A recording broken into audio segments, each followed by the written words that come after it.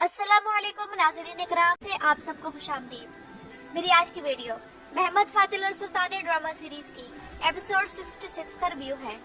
और नाज़रीन इकराम, इस वक्त लगता है कि सीरीज एक्शन के लिहाज से ब्रेक पर है और कहानी में मुख्तलिफ सल्तनतों की पॉलिटिकल साइड को दिखाया जा रहा है। लेकिन ऐसी पॉलिटिकल किस्तों में भी राइटर्स इस काबिल हैं कि आपको मजबूत डायलॉग्स दे सके और हमें मजबूत सिनेरियोस दिखा सके।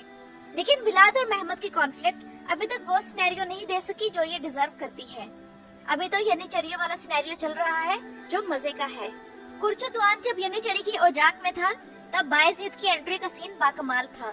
तब तो मुझे इसका ये अजीब सा सुर्ख रंग का कॉस्ट्यूम भी अच्छा लगने लगा। और बायजीद का किरदार हम देख रहे हैं कि एक बेहतरीन तब्दीली से गुजरा है। एक जल्दबाज नौजवान लड़का जो कि अपने जज्बात का जेर असर रहता था, अब वो एक समझदार शहजादा है। अब इसकी ये नई शख्सियत जो कि सुलझी हुई बावकार सी है, एक असर रखती है। उधर चिचक खातून यानी कि प्रिंसेस रोज को स्क्रीन टाइम देने के लिए गुलशा का किरदार बिल्कुल ही आउट कर दिया जाएगा। और अगर गुलशा को मालूम हो गया कि प्रिंसेस रोज से शादी का मशवरा मुल्ला लुत्फी का था, तो फिर लुत्फी की खैर नहीं। और मुल्ला लुत्फी सुल्तान के दीवान में अपने आइडियाज और मशवरा के जरिए सही बेनिफिट लाया है, ऐसे आइडियाज जो कोई और सोच भी नहीं सकता।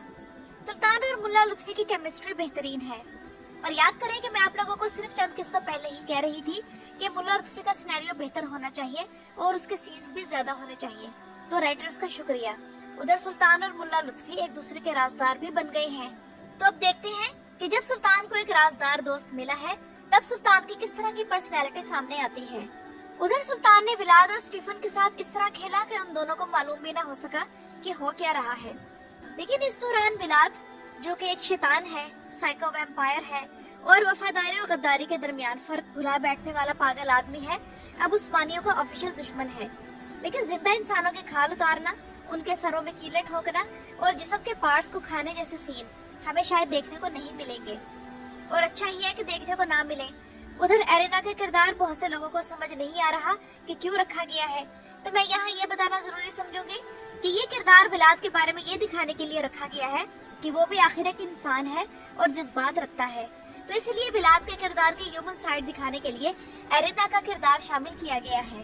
और नाज़रीन इकराम, महमद फातिल और सुल्तान ड्रामा सीरीज में बज़ाहिर तो ये लगता है कि मशरिकी तुर्किस्तान जहाँ योगर मुसलमान रहते हैं तो उनके मसले को हाईलाइट किया गया है। वैसे भी वो पिछले 1000 साल से चीनियों के जुल्म का सामना कर रहे हैं, तो इस सीरीज में मशरिकी तुर्किस्तान के मसले को ज़ेरे बहस लाना अच्छी बात थी। लेकिन मैं आप लोगों को यहाँ बताते चलूँ कि तुर्की में ड्रामे में ये जो सीन दिखाया गया है, तो मशरिकी तुर्किस्तान के मामले में ये तासुर ज्यादा मजबूत है कि ये सब हुकूमत को पाक साफ दिखाने के लिए किया जा रहा है। क्योंकि शायद आप लोग ये नहीं जानते कि आक पार्टी जो कि तैयब एर्दोआन की पार्टी है, इसने वन चाइना पॉलिसी को तस्लीम किया हुआ है और खास तौर पर ट्रोल सहाफियों के जरिए मशरिकी तुर्किस्तान में होने वाले मजालिम को छुपाने के लिए आक पार्टी के यूथ विंग के वफ्द को चीन भेजा गया था। तो जहाँ एक तरफ तुर्की की हुकूमत सफारती सतह पर तो इस तरह के इक़दाम कर रही है, तो वो ड्रामे में मशरिकी तुर्किस्तान के हवाले से 1 या 2 सीन्स इस तरह के दिखाकर बरी ज़िम्मा नहीं हो सकती। इस तरह के सीन्स दिखाकर अगर उनसे इज़हार यकजहती करनी है तो ये काम परसों पहले ATV चैनल भी कर चुका है।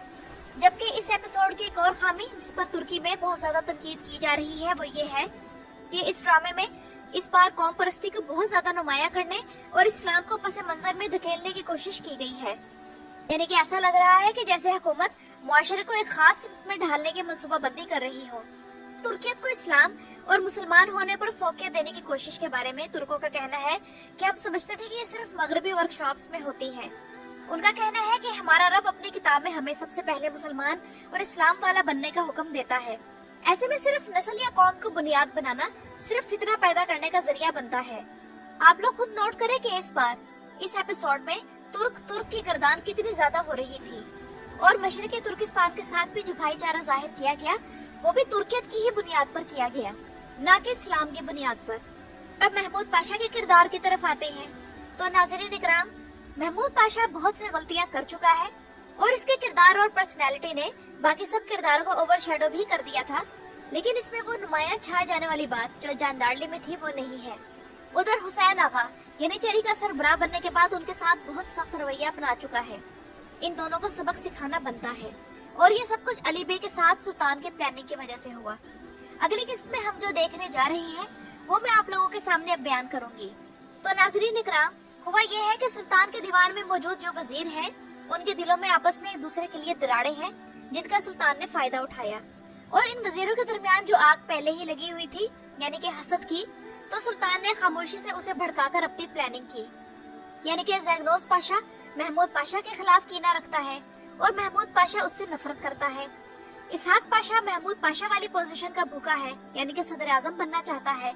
और हुसैन आगा, जो कि अपनी वफादारी अली बे के साथ साबित कर चुका है, वो ये यकीन रखता है कि वो यनीचरी को अपने बेरहम रवैये से कंट्रोल में रख सकता है।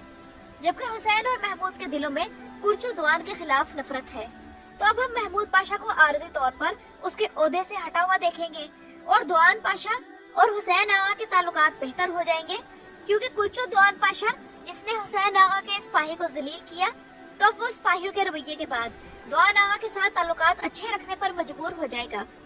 लेकिन इसहाक पाशा को शायद उसके मन की मुराद ना मिले, और अगर मिले तो कुछ अरसे के लिए मिले, और इसी वजह से इसके और ज़ैनोस पाशा के दरमियान दोबारा से दूरी पैदा हो जाए। मुख्तसरन ये कि महमूद पाशा कुछ अरसे बाद अपनी पोजीशन पर वापस आ जाएगा, लेकिन इस अरसे में हुसैन आगा और महमूद पाशा ये जान लेंगे कि फौज का असल हाकिम कौन है।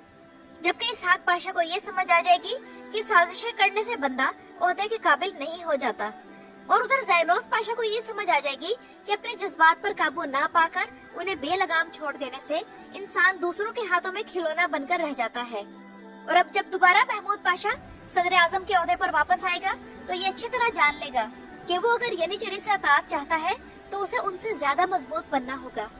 और महमूद पाशा को यनीचरियों के साथ अब जो ताल्लुक रखना होगा, उसमें प्यार के साथ साथ उनके दिलों में खौफ भी बिठाना होगा। जानदारली ऐसा ही था।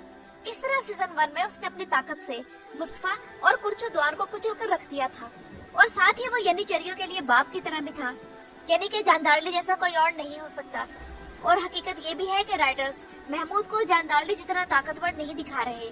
शायद इसकी वजह ये है कि तारीख के लिहाज से महमूद सर्बिया का रिहायशी था, जबकि जानदारली प्योर तुर्क था। और नाज़रीन इकराम, महमद फातिल और सुल्तानी ने इस बार के एपिसोड में बमुश्किल अपनी सेम रेटिंग ली है, लेकिन उसके साथ वाली सीरीज ने अच्छी रेटिंग ली है। तो इसका मतलब है कि इस सीरीज को ऐसे तेज रफ्तार सीन्स की जरूरत है जो इसकी रेटिंग बढ़ा सके। वैसे भी एक और नई सीरीज मंगल के दिन शुरू हो गई है, जिसका नाम ABI है, और इस सीरीज का हीरो वही अदाकार है जो महमद बिर जिहान फातिह ड्रामा सीरीज में सुल्तान फातिह का किरदार अदा कर चुका है। और इस ड्रामे की पहली एपिसोड ने 9+ रेटिंग लेकर दूसरी किस्त में 11.03 रेटिंग ले ली है, जबकि महमद फातिल और सुल्तानी मंगल के दिन तीसरे नंबर पर रहा। तो नाज़रीन इकराम, ये तो थी मेरी आज की वीडियो। अपनी राय का इजहार कमेंट्स में जरूर कीजिएगा। मेरी वीडियो देखने का शुक्रिया।